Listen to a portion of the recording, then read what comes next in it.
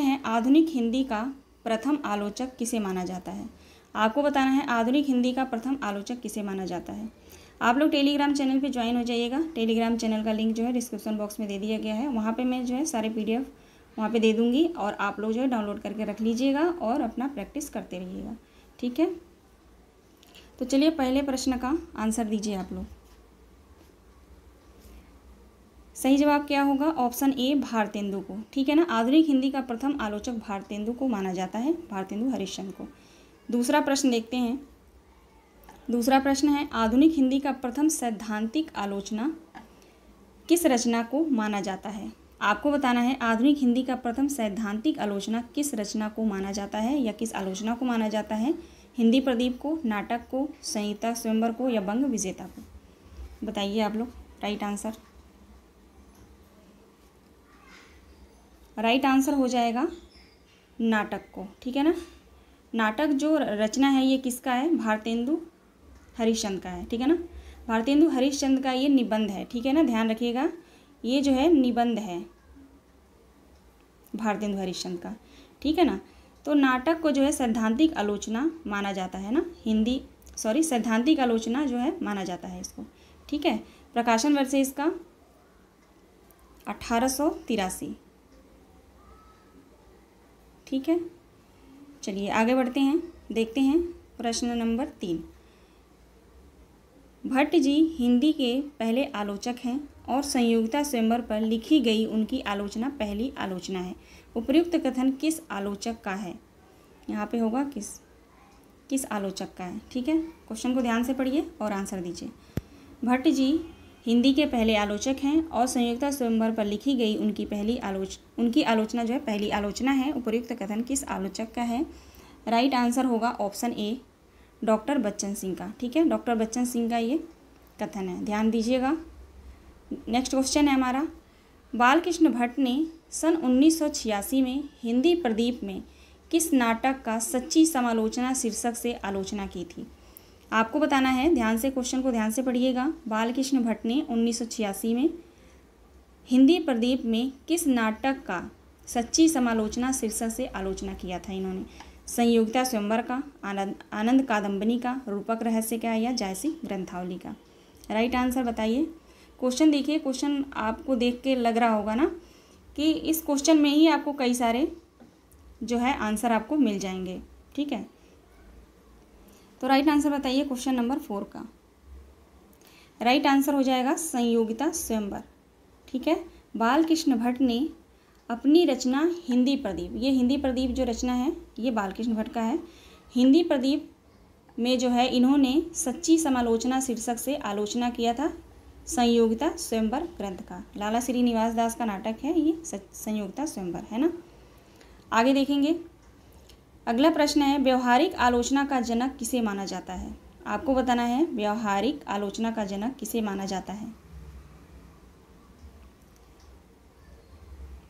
Right answer हो जाएगा बालकृष्ण भट्ट को, ठीक है। व्यवहारिक आलोचना का जनक बालकृष्ण भट्ट को माना जाता है। आगे देखेंगे। अगला प्रश्न है हमारा, सन 1986 में बद्रीनारायण चौधरी प्रेमघन ने अपनी रचना आनंद कादम्बनी में किस रचना की आलोचना किया है। हिंदी नवरत्न का, संयोगिता स्वयंवर का, हिंदी प्रदीप का या इनमें से कोई नहीं।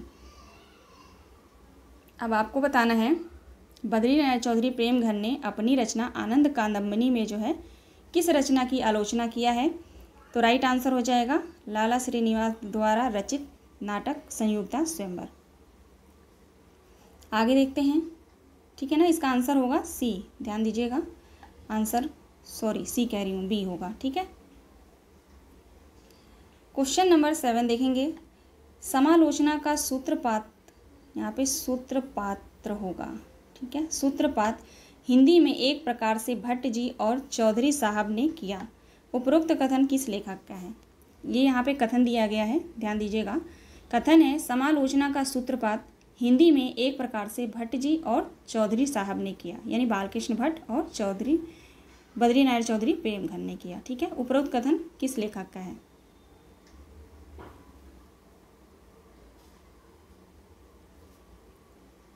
राइट आंसर हो जाएगा आचार्य रामचंद्र शुक्ल का है, ठीक है। ये कथन जो है रामचंद्र शुक्ल का है। आगे बढ़ते हैं। अगला प्रश्न है, हिंदी का प्रथम लोकवादी आचार्य किसे माना जाता है? आपको बताना है हिंदी का प्रथम लोकवादी आचार्य किसे माना जाता है। प्रश्न कैसे हैं आप लोग मुझे ज़रूर बताइएगा। अभी तो ये 8वां प्रश्न है। पूरे प्रश्न को जब तक आप नहीं देखेंगे तब तक आपको समझ में नहीं आएगा कि किस लेवल का मैंने प्रश्न बनाया है। ठीक है, पूरी कोशिश होती है कि हर बार जो मैं एक नया प्रश्न लाऊं। देखिए, प्रश्न को घुमाकर जो है पूछा जाता है तो हमें लगता है कि ये नया प्रश्न है। प्रश्न वैसे ही होते हैं लेकिन घुमाकर और डीप थोड़ा पूछा जा रहा है। थोड़ा क्या, बहुत डीप पूछा जा रहा है ना। तो बताइए आप लोग, क्वेश्चन नंबर 8 का राइट आंसर, लोकवादी आचार्य किसे माना जाता है?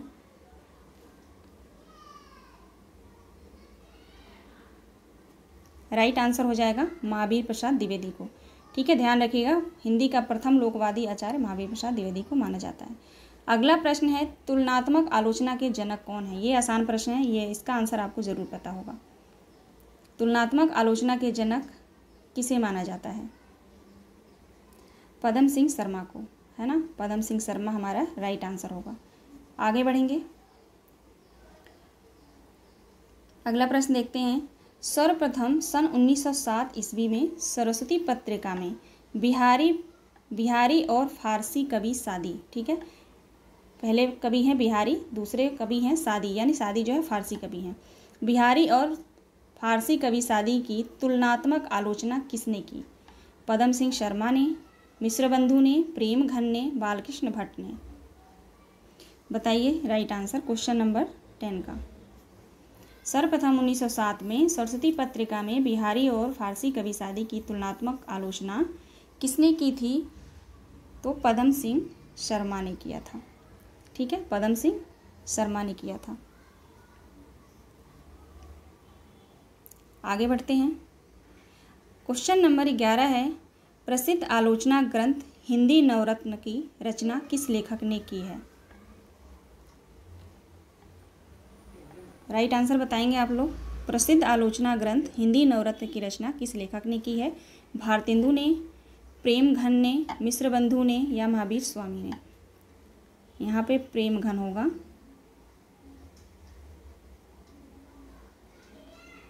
बद्री नारायण चौधरी प्रेम घन। ठीक है, राइट आंसर बताएंगे आप लोग। हिंदी नवरत्न किसका है? मिश्रबंधुओं का है ना। तो राइट आंसर हो जाएगा मिश्रबंधु। नेक्स्ट क्वेश्चन है, हिंदी नवरत्न ग्रंथ में कितने कवियों को स्थान दिया गया है? कल की क्लास आपने पढ़ी है तो बहुत अच्छे से आपको याद होगा। मैंने बताया था कि किस तरीके से जो है क्वेश्चन पूछा जा सकता है। तो आप लोग बताएंगे, हिंदी नवरत्न जो ग्रंथ है मिश्रबंधुओं का है, इस ग्रंथ में कितने कवियों को स्थान दिया गया है? 10 कवियों को, 12 कवियों को, 13 को या 9 कवियों को? तो आप लोग ध्यान दीजिएगा, 9 कवियों को स्थान दिया गया है। ठीक है ना। आगे बढ़ेंगे, अगला प्रश्न है, निम्नलिखित में किस कवि को हिंदी नवरत्न ग्रंथ में स्थान नहीं दिया गया है? आप लोग बताएंगे क्वेश्चन नंबर 13 का राइट आंसर कि हिंदी नवरत्न ग्रंथ में जो है किस कवि को स्थान नहीं दिया गया है? गोस्वामी तुलसीदास को, महात्मा सूरदास को, महाकवि केशव दास को या डॉक्टर श्याम सुंदर दास को या महाकवि बिहारी लाल को? चलिए बताइए आप लोग राइट आंसर।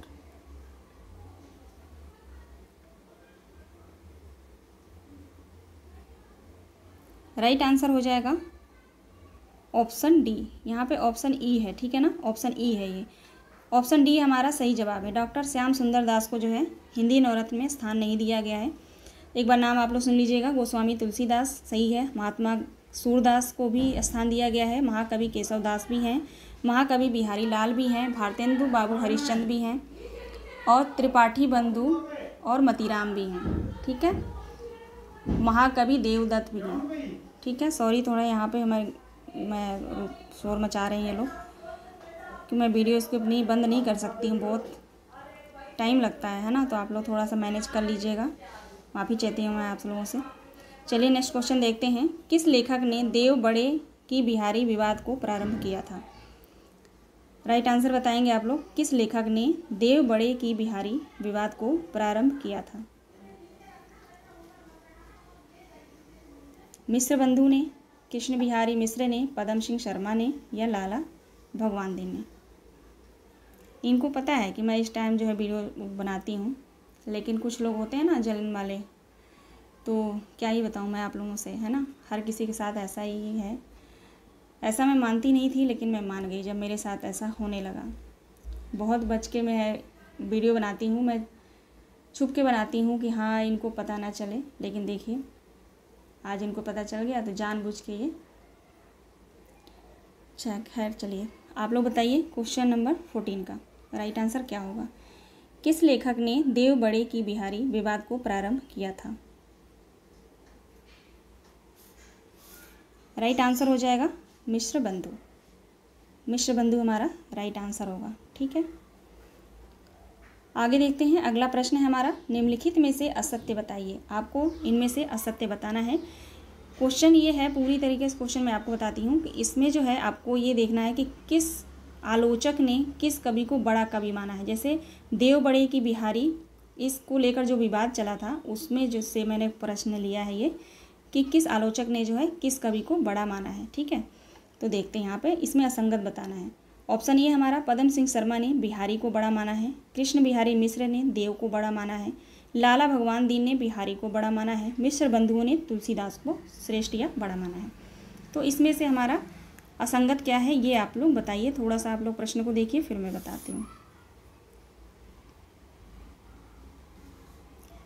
देखिए इसमें राइट आंसर हो जाएगा ऑप्शन डी, मिश्र बंधुओं ने जो है तुलसी को नहीं देव को माना है, देव को श्रेष्ठ माना है। ठीक है, देव को। ठीक है, ध्यान दीजिएगा। आगे देखते हैं, थोड़ा इस प्रश्न को सुमेलित करने वाला प्रश्न है ये, तो छोटा मुझे करना पड़ेगा, है ना। देखिए प्रश्न, निम्नलिखित को सुमेलित कीजिए। ज्वाला स्वरूप, जानकी प्रसाद, सुखदेव बिहारी मिश्र या विश्वनाथ प्रसाद मिश्र। आप लोग देख लीजिए एक बार, क्वेश्चन को मिलान कर लीजिए। चलिए मैं बड़ा कर देती हूँ, है ना। ऑप्शन हम नीचे देख लेंगे अभी बाद में, मिलान करने के बाद। आप लोग सोचिए थोड़ा सा दिमाग में आप लोग। ज्वाला स्वरूप, ज्वाला स्वरूप का कौन सा ग्रंथ है। ज्वाला से मैंने आपको ट्रिक भी बताया था कल की क्लास में, है ना। ज्वाला आपके अंदर अगर गुस्सा है, ज्वाला है तो जो है रुद्र रूप धारण कर लेता है ना, तो रुद्र पिंगल। तो हमारा 3 होगा। जानकी प्रसाद का है काव्य सुधाकर, 1 हो जाएगा। सुखदेव बिहारी मिश्र का देखेंगे, सुखदेव बिहारी मिश्र का होगा साहित्य परिजात, ये साहित्य का परिजात ढूंढते रहते हैं। ठीक है, तो यहाँ पे 2 हो जाएगा। और विश्वनाथ प्रसाद का है काव्यांग कौमुदी। ठीक है, काव्यांग कौमुदी जो है विश्वनाथ प्रसाद मिश्र का ही है, तो 4 हो जाएगा। तो राइट आंसर हो जाएगा 3, 1, 2, 4। अब हम आंसर में देख लेते हैं ऑप्शन में, 3, 1, 2, 4 बी ऑप्शन सही होगा। ठीक है, चलिए आगे बढ़ते हैं। देख लीजिएगा, सारे प्रश्न को नोट कर लीजिएगा। नहीं नोट करने का टाइम है तो आप लोग जो है टेलीग्राम चैनल पे ज्वाइन हो जाइए, वहाँ से आप लोग, मैं इसको आंसर के साथ वहाँ पे दे दूँगी। अगर आंसर मैं बाय द वे कभी नहीं कर पाई, नहीं टाइम मिला, तो आप जो है डाउनलोड करके और वीडियो देख के आप लोग जो है ट्रिक कर लीजिएगा। ठीक है, कभी कभी होता है टाइम नहीं मिलता। जैसे देखिए मुझे 2 क्लासेस लेनी होती हैं, इधर तो मैं यूनिट 2 के लिए यूजीसी नेट का चला रही हूँ और टीजीटी पीजीटी के लिए भी। ठीक है, सरस्वती पांडे गोविंद पांडे की बुक से। और जो है मैं यूजीसी नेट के लिए भी अलग क्लासेस ले रही हूँ, जिसमें मैं निबंध पढ़ा रही हूँ। तो आप लोग भी तैयारी कर रहे होंगे यूजीसी नेट का, है ना। ऐसा हो नहीं सकता जो टीजीटी पीजीटी तैयारी कर रहे हैं वो यूजीसी नेट का ना दें, है ना। तो आप लोग भी वो क्लासेस देख लिया करिए। ठीक है, तो देखिए अगला प्रश्न है हमारा, जगन्नाथ दास रत्नाकर ने पोप के एसे ऑन क्रिटिसिज्म का पद्यात्मक अनुवाद किस शीर्षक से किया है। समालोचना दर्श शीर्षक से, या समालोचना दर्शन शीर्षक से, सच्ची समालोचना से, या आलोचना शीर्षक से। ठीक है, क्वेश्चन को ध्यान से पढ़िएगा। रत्नाकर ने पोप के एसे ऑन क्रिटिसिज्म का पद्यात्मक अनुवाद किस शीर्षक से किया है। एसे ऑन क्रिटिसिज्म जो ग्रंथ है ये किसका है, तो पोप का है। ठीक है,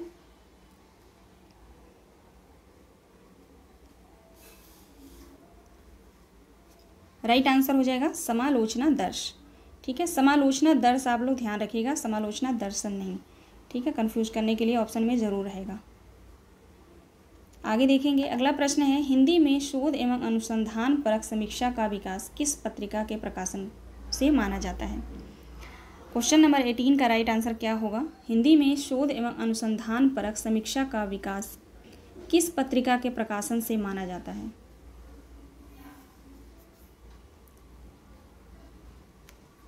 ये सब बुक में है, ठीक है। तो इतना डीप जा कर के प्रैक्टिस सेट बनाना बहुत टाइम चाहिए होता है। तो मैं आप लोगों के लिए इतना मेहनत कर रही हूँ, तो आप लोग भी मेरा साथ दीजिएगा। आप लोगों से निवेदन है, तहे दिल से निवेदन है आप लोगों से कि प्लीज़ आप लोग भी मेरा साथ दीजिएगा। वीडियो को शेयर भी कर दिया करिए आप लोग। क्वेश्चन नंबर 18 का राइट आंसर क्या होगा? नागरी प्रचारणी पत्रिका, ठीक है ना, ध्यान रखिएगा, नागरी प्रचारणी पत्रिका से माना जाता है। आगे बढ़ते हैं।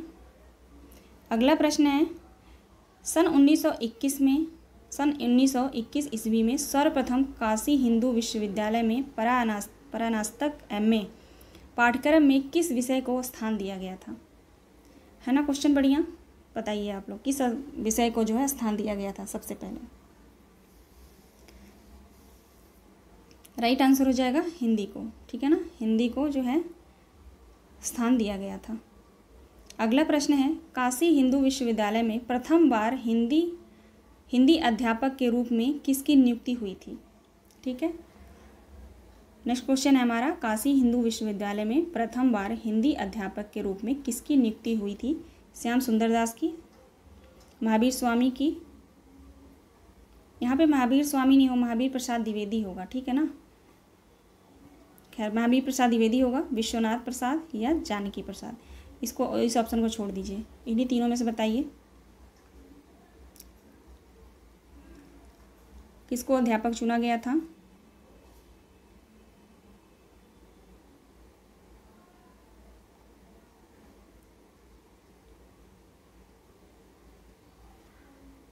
राइट आंसर हो जाएगा श्याम सुंदर दास को, ठीक है ना, ध्यान रखिएगा, श्याम सुंदर दास की नियुक्ति हुई थी।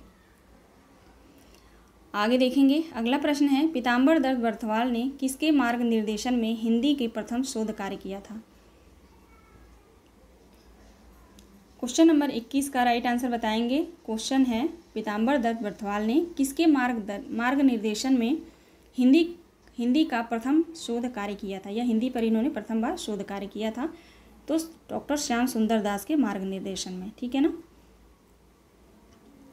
आगे देखते हैं। अगला प्रश्न है, निम्न में से कौन सी रचना श्याम सुंदर दास की नहीं है? आपको बताना है इनमें से कौन सी रचना जो है श्याम सुंदर दास की नहीं है। साहित्यालोचन, भाषा विज्ञान, भाषा रहस्य, काव्य में रहस्यवाद।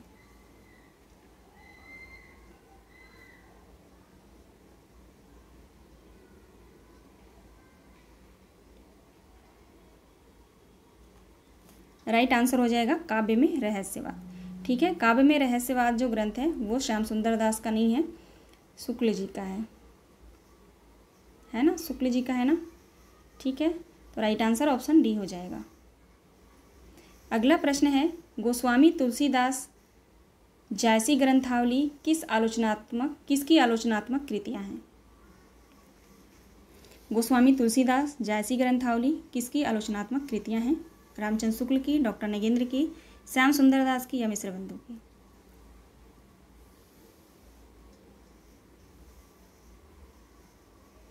देखिए, पढ़ाने की कोई कमी नहीं है, मैं आप लोग मेरा साथ दीजिए तो मैं आप लोग को दिन रात आप जिस विषय पे कहें, जो कहें, जैसे कहें कि मैम इस पे मुझे क्लास चाहिए, इस विषय पे मुझे क्लास चाहिए, जैसे आप लोग बोलेंगे वैसे मैं करने के लिए तैयार हूँ।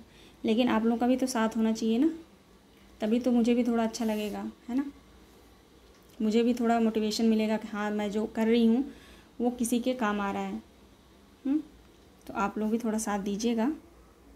क्वेश्चन नंबर 23 का राइट आंसर बताइए आप लोग।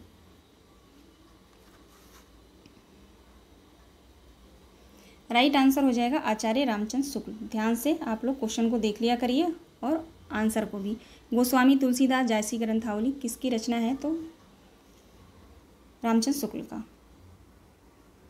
अगला प्रश्न है, रामचंद्र शुक्ल का सैद्धांतिक आलोचना इनमें से कौन सा है? जायसी ग्रंथावली, रसमीमांसा, भ्रमर गीत सार या काव्य में रहस्यवाद? ये सारी रचनाएं आचार्य रामचंद्र शुक्ल की हैं, लेकिन इनमें से सैद्धांतिक आलोचना कौन सा है ये पूछा जा रहा है।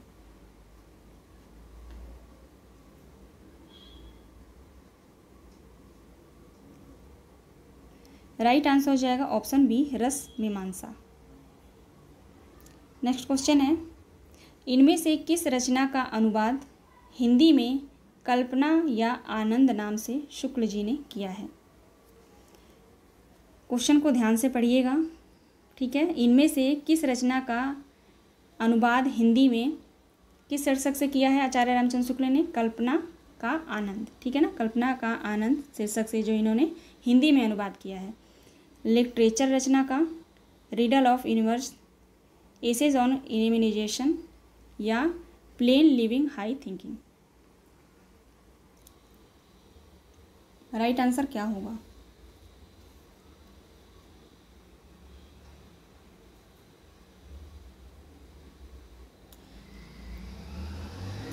राइट आंसर हो जाएगा यहाँ पे जो है राइट आंसर होगा एसेज ऑन इमेजिनेशन, ठीक है। इस रचना का जो है हिंदी में अनुवाद किया था आचार्य रामचंद्र शुक्ल ने कल्पना का आनंद शीर्षक से, ठीक है। ये सारे जो हैं अंग्रेज लेखक हैं, आप जानते रहिएगा। मूल लेखक का नाम यहाँ पे लिटरेचर है ना, लिटरेचर का मूल लेखक का नाम है एडिसन, ये एडिसन का रचना है, ठीक है। ये जो है एडिसन का है। और रिडल ऑफ यूनिवर्स ये जॉन हेनरी, यहाँ पे मैं लिख देती हूँ, नोट कर लीजिएगा, John Henry Newman, John Henry Newman का है, ठीक है। और एसेज ऑन इमेजिनेशन जो है ये भी न्यूमैन का ही है, ठीक है। ये दोनों न्यूमैन का ही है। और play living high thinking, play living high thinking जो है, एक मिनट, ये इनका है और प्ले लिविंग हाई थिंकिंग भी इनका ही है, ठीक है। ये न्यूमैन का दोनों रचनाएं हैं। रिडल ऑफ यूनिवर्स का जो है हैकल है, इनका जो है हैकल। थोड़ा सा टाइम लग रहा है लेकिन आप लोग जानते चलिए, ठीक है ना। मूल लेखक जो हैं, इन रचनाओं के मूल लेखक मैंने बता दिया आप सभी को, आप लोग जो है नोट कर लीजिएगा। इन्हीं में से जो है एक रचना का अनुवाद इन्होंने कल्पना का आनंद नाम से जो है आचार्य रामचंद्र शुक्ल ने किया था, ठीक है ना। ऑप्शन सी हमारा राइट आंसर है, ठीक है। आगे बढ़ते हैं। अगला प्रश्न है, काव्य आत्मा की संकल्पनात्मक अनुभूति है, ये किसका कथन है? काव्य आत्मा की संकल्पनात्मक अनुभूति है, यह कथन किसका है?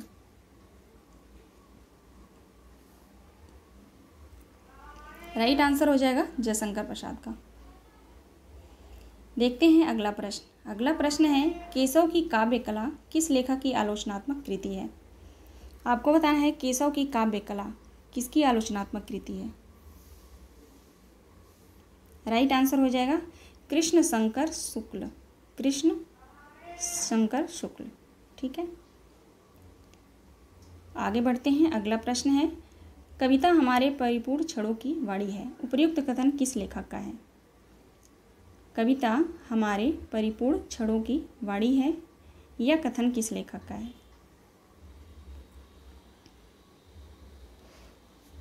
सुमित्रा नंदन पंत का है, ठीक है। यहाँ पे पंत लिखा है, सुमित्रा नंदन पंत का ये कथन है। अगला प्रश्न है, कविता परिवेश की पुकार है, यह कथन किसका है? जयशंकर प्रसाद, महादेवी वर्मा, निराला पंत। कविता परिवेश की पुकार है, कविता को परिवेश में कौन बुलाता है, इस तरीके से ध्यान रखिएगा, क्योंकि ये तीन जो हैं यहाँ पे कथन मैंने लिए हैं मिलते जुलते हैं तो कन्फ्यूजन होता है। कविता परिवेश की पुकार है, निराला का है, ठीक है, महाकवि निराला का है। अगला प्रश्न है, प्रसाद की नाट्य कला किस लेखक की आलोचनात्मक कृति है? प्रसाद की नाट्य कला ये जो रचना है किसका है? राइट आंसर हो जाएगा रामकृष्ण शुक्ल, ठीक है। रामकृष्ण शुक्ल के जो है आलोचना कृति है ये प्रसाद की नाट्य कला। अगला प्रश्न देखिए, निम्नलिखित में से असंगत बताइए। विश्वनाथ प्रसाद मिश्र का व्यंग्य कौमुदी, जनार्दन मिश्र का है विद्यापति, भुवनेश्वर प्रसाद मिश्र का है मीरा की प्रेम साधना, किशोरी दास वाजपेयी का है नाट्य कला मीमांसा। इनमें से असंगत कौन सा है ये आप बताइए।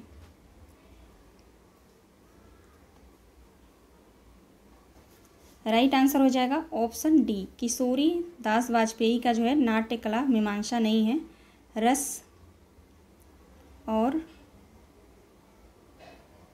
अलंकार। ठीक है, ये जो है किशोरी दास वाजपेयी का है रस और अलंकार, और नाट्य कला मीमांसा जो है ये है सेठ गोविंद दास का। ठीक है, लिख लीजिएगा। आगे बढ़ते हैं। अगला प्रश्न है विश्व साहित्य किस विधा की रचना है। आपको बताना है विश्व साहित्य किस विधा की रचना है।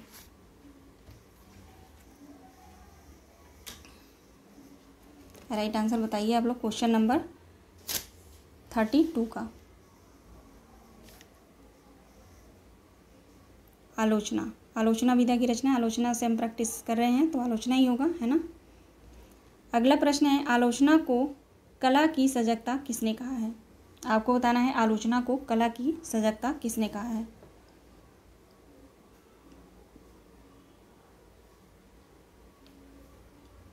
राइट आंसर हो जाएगा मिडिल्टन मरे ने। आगे बढ़ते हैं। अगला प्रश्न है भारतीय समीक्षा का जनक इनमें से कौन है। आपको बताना है भारतीय समीक्षा का जनक इनमें से कौन माने जाते हैं। राइट आंसर हो जाएगा राजशेखर, है ना। राजशेखर जो है भारतीय समीक्षा के जनक हैं। अगला प्रश्न है श्याम सुंदर दास द्वारा तुलसीदास और भारतेंदु पर लिखी गई आलोचना किस कोटि की आलोचना है। तुलनात्मक है, व्यंग्यात्मक है, गवेषणात्मक है या परिचयात्मक है। क्वेश्चन को ध्यान से पढ़ लीजिए, राइट आंसर बताइए। राइट आंसर हो जाएगा गवेषणात्मक। आगे बढ़ेंगे। अगला प्रश्न देखेंगे हिंदी साहित्य में संयम, मर्यादा तथा शुद्ध आचरण जैसे तत्वों की प्रमुखता देने वाले आचार्य कौन हैं। हजारी प्रसाद द्विवेदी हैं, रामचंद्र शुक्ल हैं, महावीर प्रसाद द्विवेदी या नंदुलारे वाजपेयी। प्रश्न है साहित्य में संयम, मर्यादा तथा शुद्ध आचरण जैसे तत्वों को प्रमुखता देने वाले आचार्य कौन हैं। तो महावीर प्रसाद द्विवेदी हैं, पंडित महावीर प्रसाद द्विवेदी। आगे बढ़ते हैं। अगला प्रश्न है साहित्यालोचन इनमें से किसकी रचना है। ये प्रश्न पहले भी आ चुका है लेकिन आप लोगों ने ध्यान दिया होगा तो तुरंत पहचान जाएंगे। साहित्यालोचन किसकी रचना है। श्याम सुंदर दास का। भाषा रहस्य भी इनका है। ठीक है। अगला प्रश्न है आचार्य रामचंद्र शुक्ल का हिंदी साहित्य का इतिहास को आप इनमें से किस आलोचना के अंतर्गत मानते हैं। ऐतिहासिक, सैद्धांतिक, व्यवहारिक या इनमें से कोई नहीं। प्रश्न को ध्यान से पढ़िएगा। आचार्य रामचंद्र शुक्ल का हिंदी साहित्य का इतिहास को आप इनमें से किस आलोचना के अंतर्गत मानते हैं।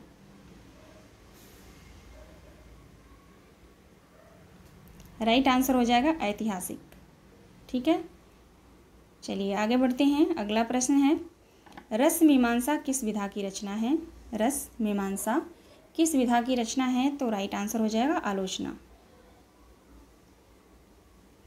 आगे बढ़ते हैं। अगला प्रश्न है आचार्य शुक्ल की समीक्षा का सैद्धांतिक आधार है कला, कला के लिए, कला जीवन के लिए, भारतीय रसवाद या भारतीय अभिव्यंजनावाद। आचार्य शुक्ल की समीक्षा का सैद्धांतिक आधार क्या है। राइट आंसर हो जाएगा भारतीय रसवाद, है ना। भारतीय रसवाद हमारा राइट आंसर होगा। आगे बढ़ते हैं। अगला प्रश्न देखेंगे। अगला प्रश्न है पंडित महावीर प्रसाद द्विवेदी की आलोचना का दृष्टिकोण था नैतिकवादी, रसवादी, तुलनात्मक या परिचयात्मक। सही आंसर का जवाब, सही आंसर जो है आप लोग बताइए। पंडित महावीर प्रसाद द्विवेदी की आलोचना का दृष्टिकोण था नैतिकवादी। नैतिकवादी हमारा राइट आंसर होगा, ऑप्शन ए। आगे बढ़ते हैं। अगला प्रश्न देखेंगे। अगला प्रश्न है हिंदी में वैज्ञानिक आलोचना का सूत्रपात किसने किया। पंडित महावीर प्रसाद द्विवेदी ने, शुक्ल ने, शिवदान सिंह चौहान ने, रामस्वरूप चतुर्वेदी ने। हिंदी में वैज्ञानिक आलोचना का सूत्रपात किसने किया। राइट आंसर हो जाएगा आचार्य रामचंद्र शुक्ल ने। आगे बढ़ेंगे। नेक्स्ट क्वेश्चन है, आचार्य रामचंद्र शुक्ल का प्रथम सैद्धांतिक आलोचना ग्रंथ इनमें से कौन सा है? ठीक है, आपको बताना है आचार्य रामचंद्र शुक्ल का प्रथम सैद्धांतिक आलोचना ग्रंथ इनमें से कौन सा है?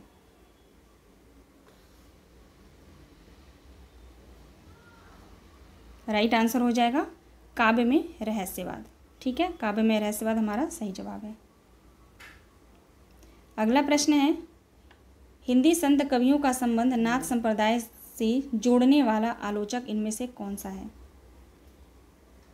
हिंदी संत कवियों का संबंध नाथ संप्रदाय से जोड़ने वाला आलोचक इनमें से कौन है?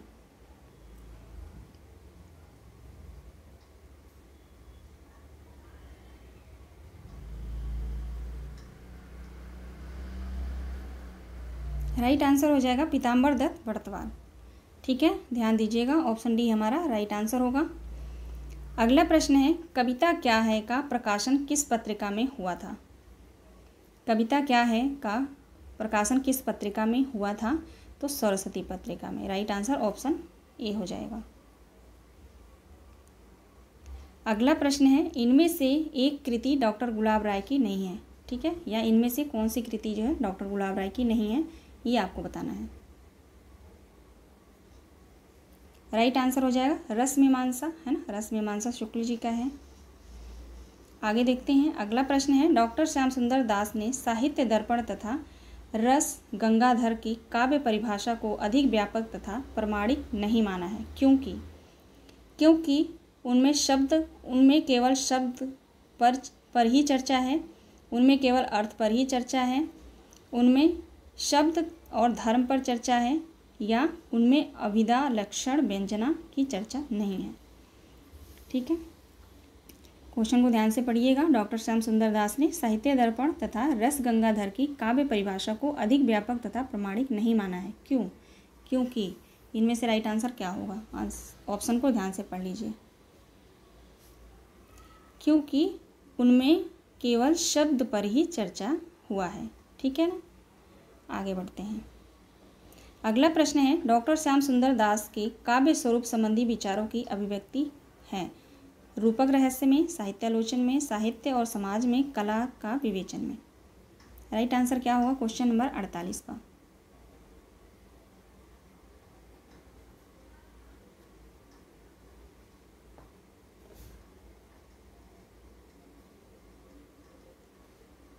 राइट आंसर हो जाएगा साहित्यालोचन में। ऑप्शन बी हमारा सही जवाब है। आगे बढ़ेंगे, अगला प्रश्न है, डॉक्टर श्याम सुंदर दास के संबंध में कौन सा कथन सही है? यहाँ पे जो है कुछ कथन दिए गए हैं, ध्यान से पढ़िएगा। श्याम सुंदर दास के बारे में जो है दिया गया है, देखते हैं, सही बताना है इनमें से कौन सा कथन जो है सही है। उन्होंने पंडित राज तथा विश्वनाथ की काव्य परिभाषाओं को स्वतः पूर्ण माना है। उनके मतानुसार कवि के व्यक्तित्व का काव्य के स्वरूप से कोई संबंध नहीं है। उन्होंने काव्य में कल्पना तत्व की उपेक्षा की है, या उनके काव्यगत विचारों में भारतीय एवं यूरोपीय दृष्टिकोणों का मणिकांचन संयोग है।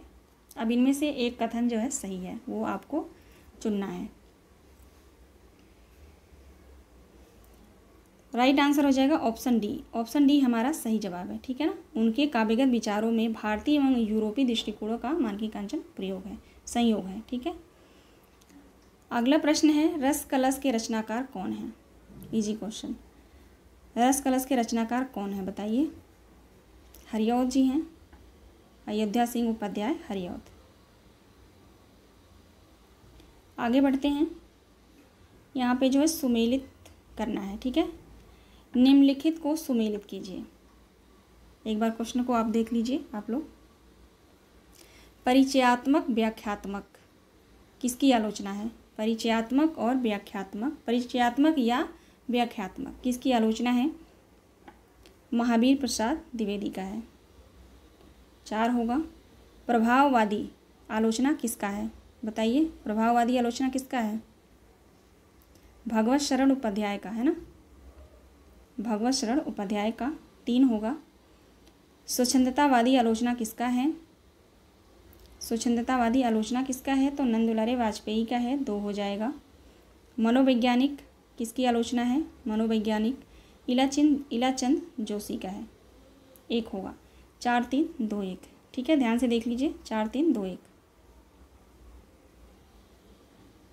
राइट आंसर हो जाएगा 4 3 2 1, ठीक है।